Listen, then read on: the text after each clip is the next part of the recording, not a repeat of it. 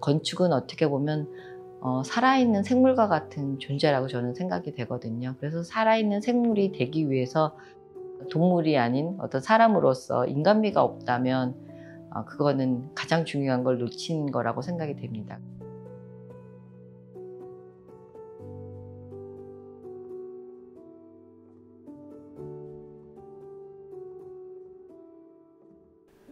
네, 안녕하세요. 저는 80년에 학교를 들어간 80학번이라고 하는 지연순입니다. 그리고 저 현재는 공간 디자인하는 일과 문화 기획하는 일, 그 다음에 건축 교육하는 일을 하고 있습니다. 건축을 한 단어로 표현한다. 너무 어려운 질문인데요. 저는 존중이라고 생각합니다.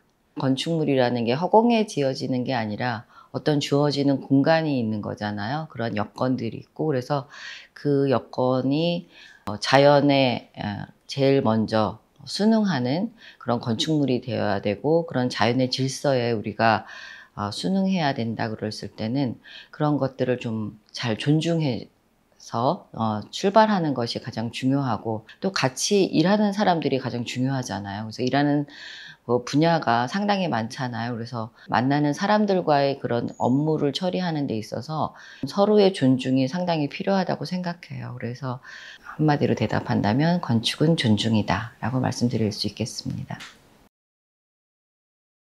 저는 도서관을 가장 좋아했어요. 네, 그래서 얼마만큼 좋아했냐면 아침에 눈을 뜨면 학교 일찍 가서 그 도서관 문을 처음으로 들어갔을 때 그 즐거움? 혼자서 제일 여기저기 막 이렇게 다니면서 어디 앉을까 고민하고, 오늘은 어디에 앉아서 공부를 해야지 좀 잘 될까? 아니면은 또 이제 그런 시작부터 시작해서 에너지가 그곳에 다 이렇게 모여있는 듯한 느낌? 저희 학교 책들이 예전에도 상당히 좋은 자료들이 많았거든요. 그래서 도서관에서의 생활이 가장 기억에 남습니다. 네. 저희 때는 공학 계열로 입학을 했어요. 그래서 1학년 때 공학 계열에는 화학공학, 건축공학, 토목공학, 그 다음에 환경공학과 이렇게 4과가 있었어요. 그래서 1학년 말에 저희가 이제 전공을 결정하게 되었죠. 아무래도 이렇게 실험을 하거나 뭔가 그런 분야에 대한 공부를 저 나름대로 해보니까 제가 별로 흥미를 가질 수 있는 일이 아닌 것 같아요. 그래서 이렇게 안 하고 학교에 이제 그 잡지들을 통해서 건축이란 분야가 어떻게 소개가 되고 어떤 활동이 되었는지 우선은 잡지를 통해서 보고, 건축가 교수님들을 찾아뵙고 제가 막 고민을 이제 말씀을 드리면서 어떻게 하면 좋겠냐 말씀드렸었는데, 뭔가 저한테는 그 당시에 학교 분위기가 되게 조용한 분위기였는데 그래도 뭔가 멋을 느낄 수 있지 않을까, 삶의 어떤 멋을 구현하지 않을까 하는 그런 막연한 생각이지만 그런 인상으로 시작을 하게 되었습니다. 가장 일반적으로는 설계사무소를 가는 게 많았죠. 근데 저는 우리 국내에 여러 건축물들이 우리가 짓는 것도 중요하지만 좀 건강한 비평 그런 것이 좀 있으면 좋겠다라는 생각들을 그런 잡지를 통해서도 접하기도 하고, 학교 내 동아리를 통해서도 관심이 조금씩 이제 생겼어요. 그래서 저는 잡지사 쪽으로 가면 좋겠다. 그래서 그때 당시 공간 잡지, 그 다음에 건축 문화, 이런 잡지사들이 있긴 했어요. 근데 공간은 건축 분야뿐만이 아니라 여러 분야를 했고, 그 다음에 건축 문화도 이제 건축에 대한 소식을 전하긴 했지만 뭔가 아쉬운 부분이 개인적으로 있었는데, 그 플러스 잡지는 새로 신설되는 거잖아요. 그러니까 새로 창단을 하니까 뭔가 새로운 것을 시도해 볼 수 있지 않나 하는 어떤 기대감에 이제 새로 창간하는 플러스 잡지에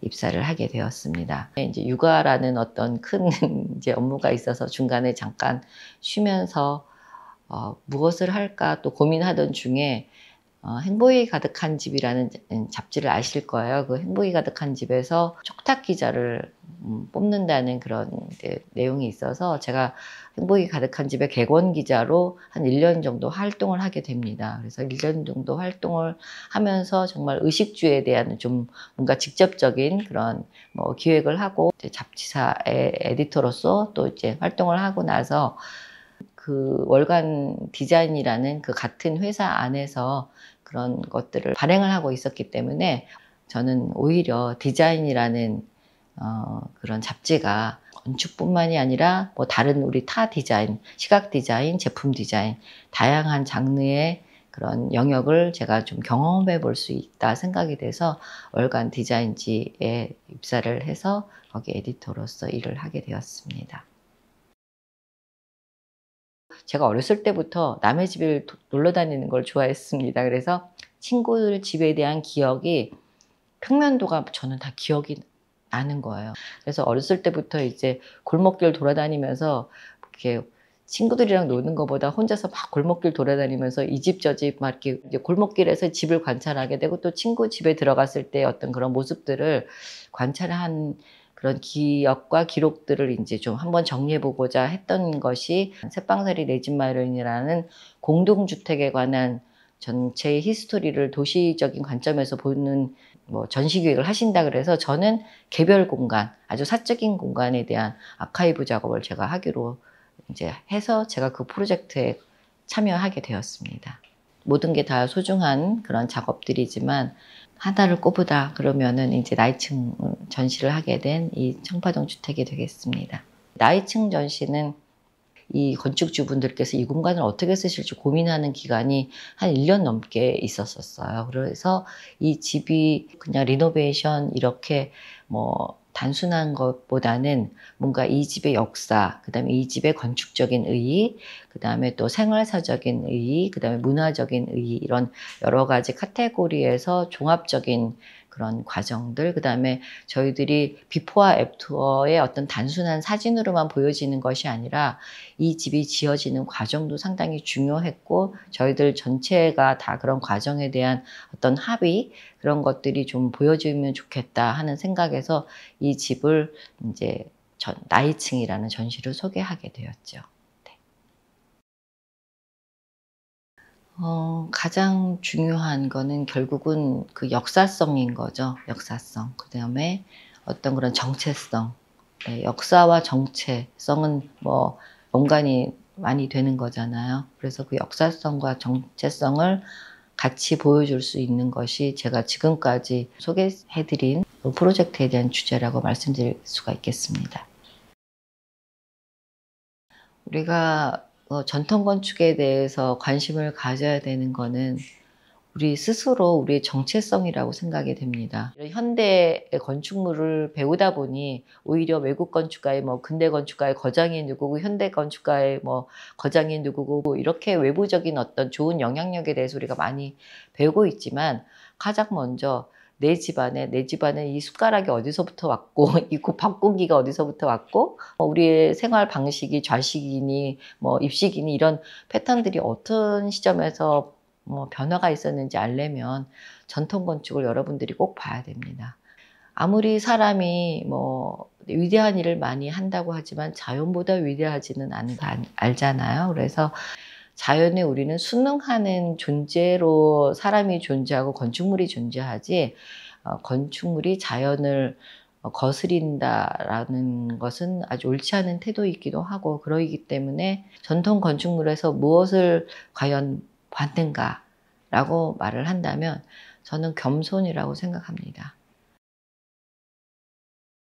네, 건축을 한 것을 저는 지인들한테 말할 때 건축을 선택한 것이 정말 나의 일생에서 정말 너무나 큰 기쁨이고 잘한 결정이다라고 자신 있게 말하게 되는데요.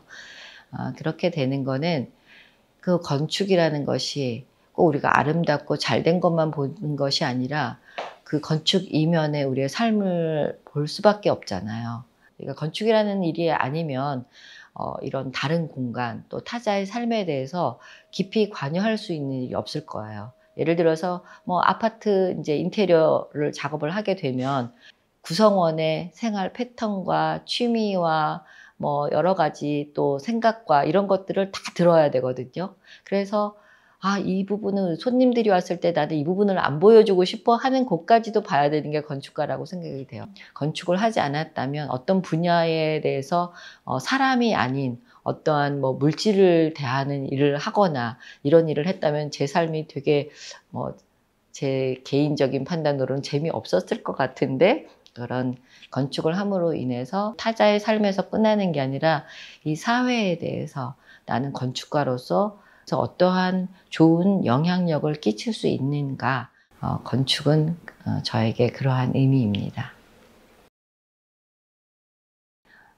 조언이라기보다는 저의 생각을 말씀드리자 보면, 최근에 뭐 안도 다다오의 어떤 짧은 그런 뭐 릴스를 보게 됐는데, 거기서 그 창작자의 근력을 키워야 된다. 그래서 건강, 몸의 체력의 건강을 얘기도 하고, 그 다음에 그분이 시간이 날 때 뭐 영화를 보고 뭐 예술 작품을 보고 막 그 얘기를 하는데, 평소에 제가 그렇게 하고 있거든요. 그래서 여러분들도 건축물만 보는 거, 그 다음에 잡지만 보는 거, 이렇게 국한되는 게 아니라 생각을, 우리가 영감을 어디서 얻으세요? 그런데 영감을 갑자기 하늘에서 뚝 떨어지는 게 아니잖아요. 그래서 저는 영화를 상당히 많이 보기도 하고요. 책을 뭐 한 권을 아주 열심히 막 읽기도 하기도 하지만, 그렇지 않고 책 제목만 보고 그냥 스킵해 가면서 이 책에서 뭐를 얘기하고 있지 하는 책도 많이 봐야 되고, 그리고 또 가장 중요한 거, 아까 말씀드린 것처럼 우리가 한국인이니까 전통 건축을 보면서 거기에서 오는 그런 지혜를 여러분들이 직접적으로 눈으로 확인하는 게 상당히 중요하다고 생각합니다. 그래서 이런 일들을 여러분들이 많이 보도록 하시는 걸 저는 추천드리고 싶습니다.